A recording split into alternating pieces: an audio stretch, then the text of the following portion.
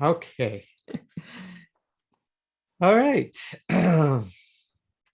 Any comments or questions?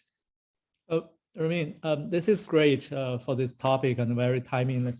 I have a few questions. Firstly, it's about the company. Uh, I read its description. It says it processes all this oil from the corn or something like that. It's Correct. processing. But how do you make sure it's also like grows? Also, do you need to read more details about this company? And also the other experience I had previously was I was thinking the food price would appreciate, so I bought some of this. But actually, to grow the agriculture products, it also needs fertilizer. It needs some labor. Roads can be a factor of the cost. It can also rise a lot. In the end, the company may not make huge profit as the agricultural product itself. How do we deal with that? Oh, absolutely. That's a great question. And that's one of the things that, I don't know if last time we mentioned, it's the chain reaction of the things. So the effect that, for instance, Russia has, it's not just about crude oil and it's not about wheat alone, because like, for instance, in Brazil is the biggest importer of fertilizers from Russia, right? So now it's a big agriculture economy in Brazil. We're talking about from sugar, which the prices have gone up as well because of the, like, we have ethanol from corn, we have sugar alcohol from sugar. So there's a lot of consequences. So if you look at all the fertilizing companies, their stock has been to the roof, and obviously there's a more pressure on the farmers. So, and on top of that, you just think about, now you have the feed.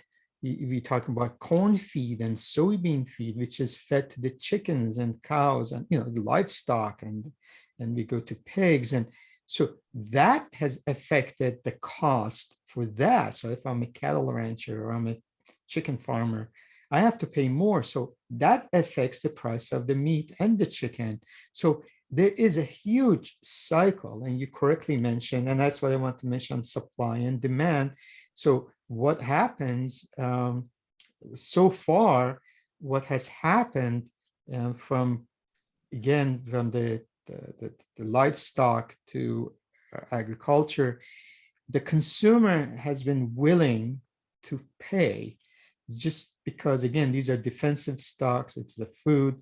So, but eventually there's going to be a inflection point. There's going to be somewhere that the consumer is going to look for alternatives. Maybe, it happened a lot with, for instance, oil, now, for instance, sunflower oil, which is Ukraine is the largest exporter. People might move to, I don't know, I mean, canola oil or something else. And that's what I want to also mention. And I'm glad you mentioned it. That's why I mentioned about consumer taste. All of a sudden, when it gets to a point, then we want to find alternative. And that's how it's going to affect. Right now, Archer Daniels, I mean, I've invested in them for the past 20 some years. Um, they're not all the time, they're really exciting company. I mean, this is one of the few years that they're doing well. They're a pretty steady company, and it's very much depending on agriculture, but very much as long as they have a pricing power, then they will be okay. But you're right. I mean, eventually it gets to a point, because they have to pay their suppliers, that it's not gonna, either they're gonna have a loss of sales, or they have to take some part of the portion of the expense, and that will affect their profit margin. So is that helpful, Sean? Is that your concern? Was that? Yeah, sure.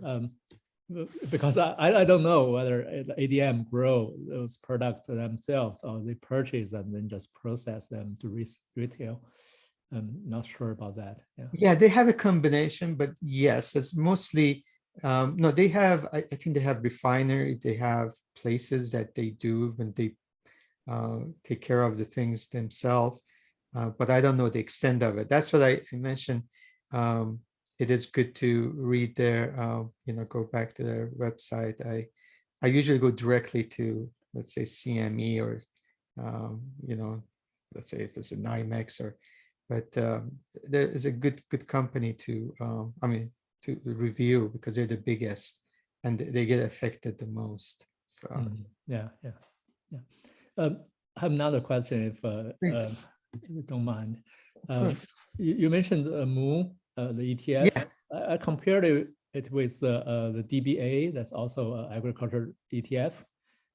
Recently, Moon's performance was not as good as DBA. Does that come from their different different kind of components or different emphases? So they're completely two different underlining, Sean. So DBA is really, it is commodities, agriculture, soft, and they're futures. Moo is actual companies. And so that's what the stocks holdings are important. You can find the companies that it gives you, I mentioned like some ideas to pick and choose which one you want to have.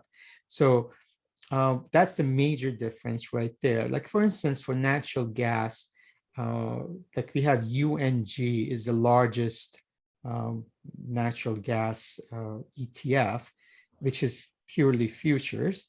And then you have the FCG, I believe. And that's actually is the companies in the natural gas, like Chesapeake or LNG or something like that. So one is like really stocks and one is like futures. Is that helpful? Does that explain because DBA is purely commodity, so it follows, commodities have been on fire, so it follows them and it does very well. But FCG, or in this case, Moo, still considered in stock, right? So it has some behavior of the human emotions that they want to, if there's something they want to sell for profit or being part of the stock market, the institution can sell it. And so there is that second supply and demand or imbalance in question. So it's not purely commodity driven. So for the commodities, do you think it's more volatile? So with better buy moves, the company is more stable long term? Yeah, so it depends because you have to remember that the commodity themselves, I mean, we have like corn, we have wheat or CORN, WEAT, we have soybean, SOYB, like coffee is Joe, cotton is BAL, and cocoa is NIB. So all of these, they're all future oriented. So they have their own risks because we talked about the roles, right? So what happens is they have to buy near month. Sometimes they buy 6 months, depending on guidelines. So you always have that leverage, that futures roll cost, and basically underlying asset is a piece of paper, it's a promise. So you have to be careful with that. But because it's leverage, obviously when things work out, they're great. And when they don't, then it becomes a double problem because like I give you an example like UNG, which follows natural gas. UNG a lot of times is on contango. And what happens is because of that, most of the time, not it's the backwardation, but what happens, you notice the natural gas commodity itself is going up, but UNG either is flat or is like going up much less.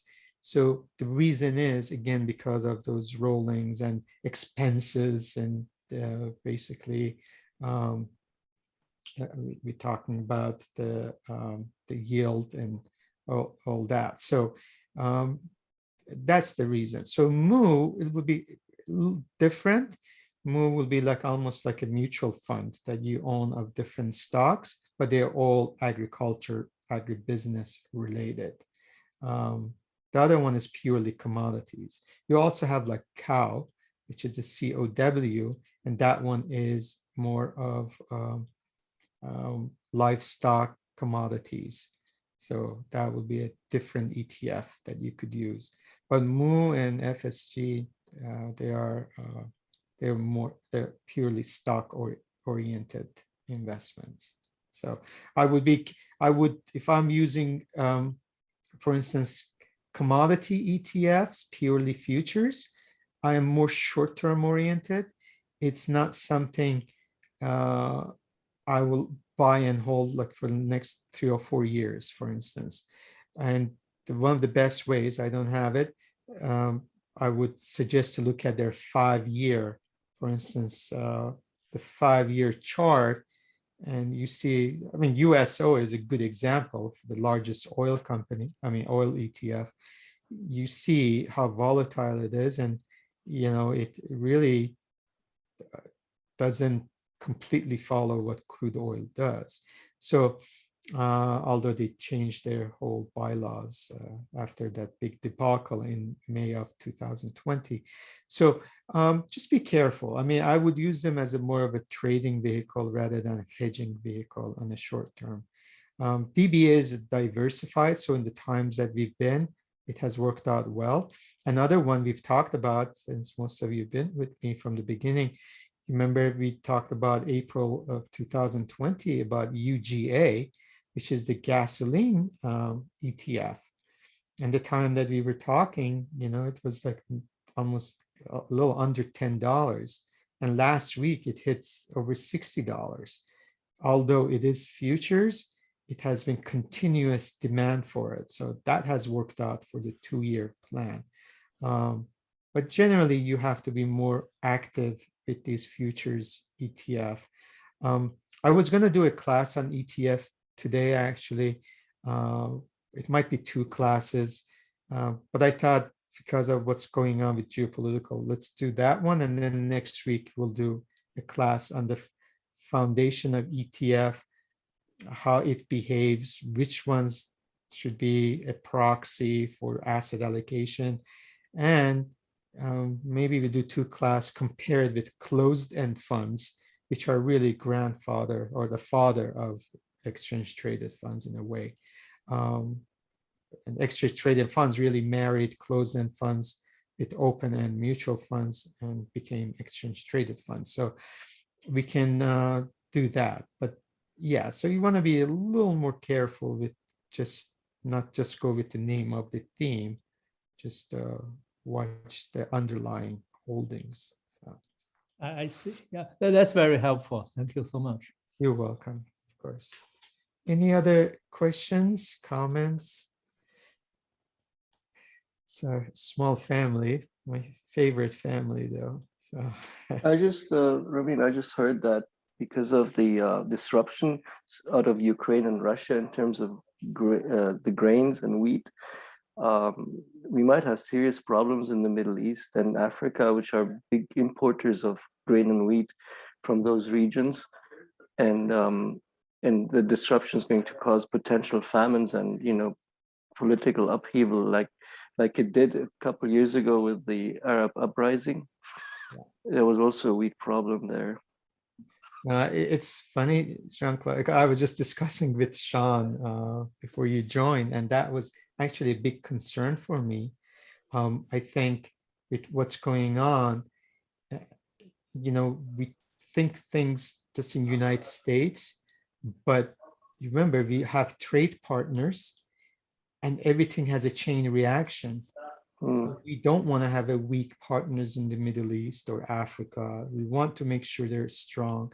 And you're absolutely right. It is, I mean, a lot of poor countries, they're very much dependent on, especially on wheat, for instance, right? So, and oil as well. Asian countries are very much affected as far as what's happening with the Russian oil. But poorer countries are very much affected with what's happening with wheat and lesser degree to corn. And that is a big concern for me because like you just mentioned, it is, they can be subsidized up to some, but after that you run out of, food. And I think last time we also mentioned, we were talking about, let's say, Ukraine. I mean, Ukraine, it's not about just now. It's not, even if there's a peace, let's say, God help us, hopefully it will happen, let's say tomorrow. Remember, a lot of these lands have been bombarded. There's no farmers. So we're looking at next year's crops. There's no next year's crops. So this is going to be a continuous problem. On top of that, we have a weather problem in South America.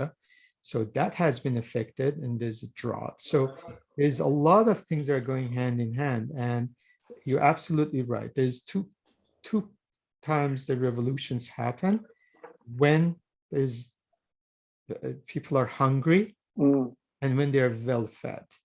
When they are very, you have a good lifestyle, then they become idealistic and they say, oh, we want freedom and democracy and this and that, and they uprise. And when they are really hungry, and that's the worst part, they uprise because they have nothing to lose. Because what they have to lose, if I have seen my 5-year-old child is dying of hunger, what do you think I'm going to do? Right. Go on the social media and just, no, I need food. So yeah, that's a big concern. And I think it affects the whole world economy, not because it's somewhere in Africa sitting or in the Middle East. I think all these countries have partners, and all these trade partners are going to be affected. The only biggest, I think, that I mentioned, the big wild card is China. China, we mentioned, they're the biggest partner of Ukraine, but also with Russia. The things really affecting Russia at this time, they have kept their relationship, and they can be the savior of Russia from now, in my opinion, importing things from there, because that's the reason they haven't signed up on the sanctions. So that could help, but eventually, I mean, globally, there's going to be a big effect, and I don't like that. I don't like what's coming up. Quick resolution, basically. Yeah.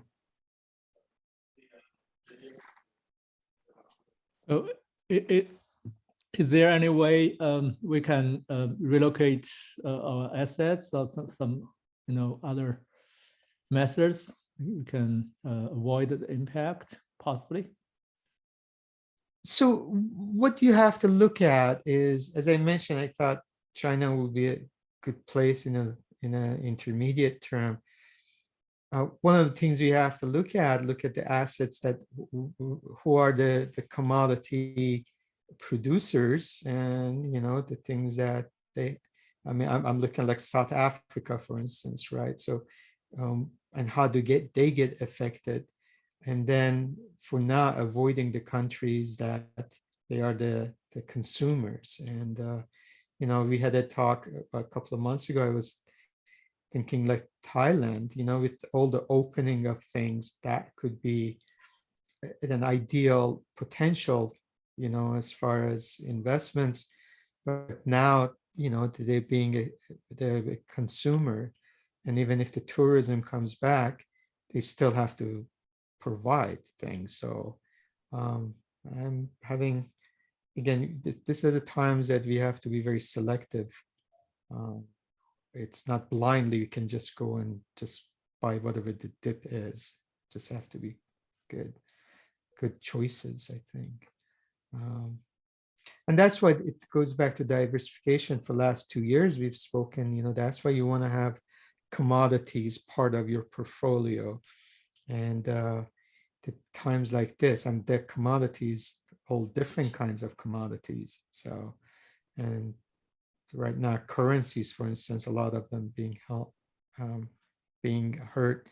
I was looking at the ruble, trading. They opened it this morning, and the spread is big, and I'm watching it. It was just all over, big volatility, and so it settled down a little bit toward the end. But it's a good time to become, be a trader, in my opinion, and be selective look for bargains on a selective basis for a long term. But it is it is not a pretty situation at this time. I hate to say it. In the middle of all that, I'm trying to sell my house.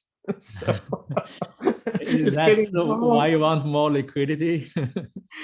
Oh, that would help. I mean, definitely. No, I mean, that people are getting concerned. So I'm saying, oh, here I am, things were looking good like 3 weeks ago. It's like, I'm thinking, how does Abramovich and Osmanov are feeling right now, with their billions frozen. So yeah, I have nothing and I'm like feeling the heat. So anyway. Yeah, but put ourselves in the situation of the Russian people. Even though we have cash or we have other foreign currency or even cryptocurrency, that does not help, right? All their account got frozen. Yes, Yeah. yes. No, it's been tough, and it is like they don't hear anything. It's become, my God, it's pure communist country right now. It's the most closed country right now. So, and yeah, Yeah, but I just saw the news came out yesterday that Coinbase just stopped support or oh yeah, yeah of the wallets, right? About like more than 2,000 Russian customers. Yeah, and then I think UK also making the law to close the bank account for those Russians. Yeah, I'm thinking, how could they get some living money? Where can they get it from? It's very hard for them, right? They can only use gold, like real gold holding in hands. Or what would yeah. be But the how can best they? way? Yeah, I mean, even gold. That's one of the things against gold. Is, let's say I have a bar and I'm really hungry. I mean, I can go to supermarket and say, oh, here's my gold coin, which is like worth $2,000. I mean, then what? I mean, do I buy shop $2,000 worth of? And that's one of the things.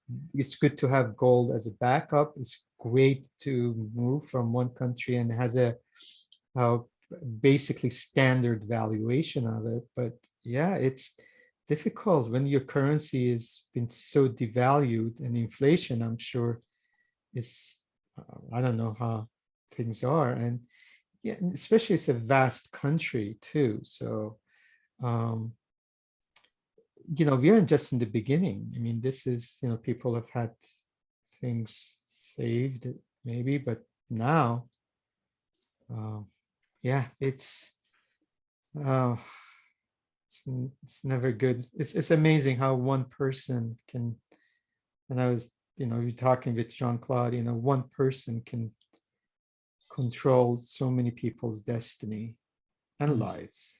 So yeah.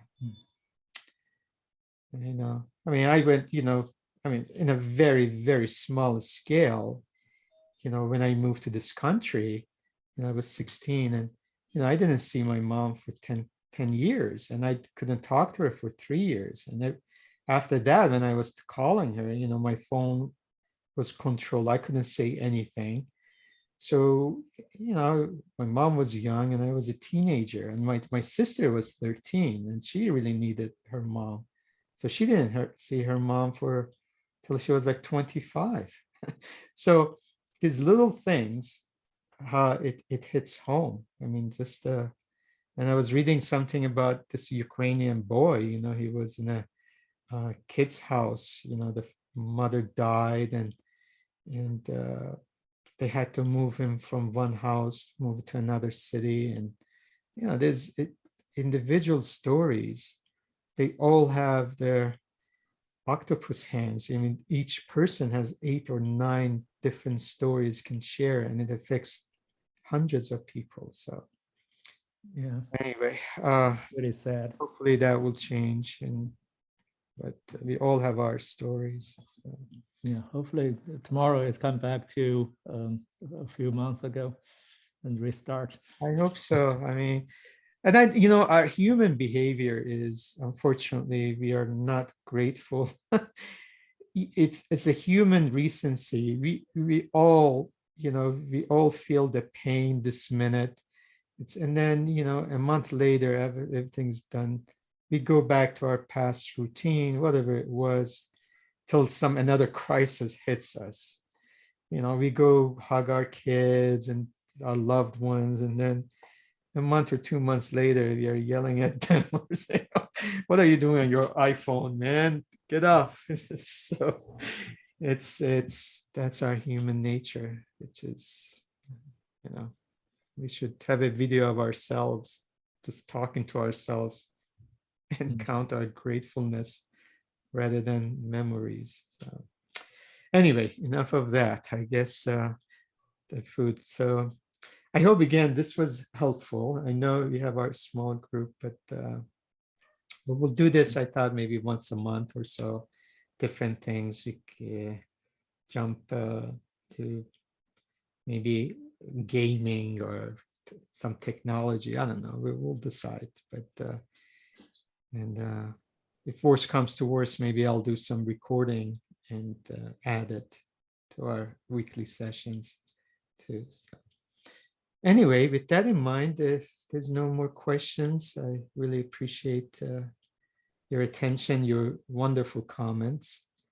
And I look forward to seeing you on Saturday. By the way, my apologies. There is a good chance we have another open house on Saturday. So I'm more apologetic to Martin that, it could be again 5 o'clock because it ends at 4:30. So by the time I set up, I hope it's okay with everyone. Somebody has offered me their office that I could use. So I'll see if I can do that 2 o'clock, then I will do that too. If not, I have to do it at 5 o'clock. And again, my apologies. That's another reason I want to just, let's sell the house.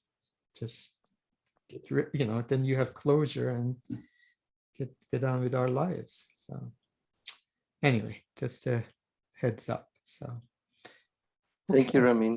all right. Thank you very much. Thank you, Ramin. Of course. Thank you. Sorry, I was a little late, but there we go. Well, it will be recorded, Martin. So, all right. Thanks Thank you so much. Thanks. guys. Bye-bye now. Bye. Bye.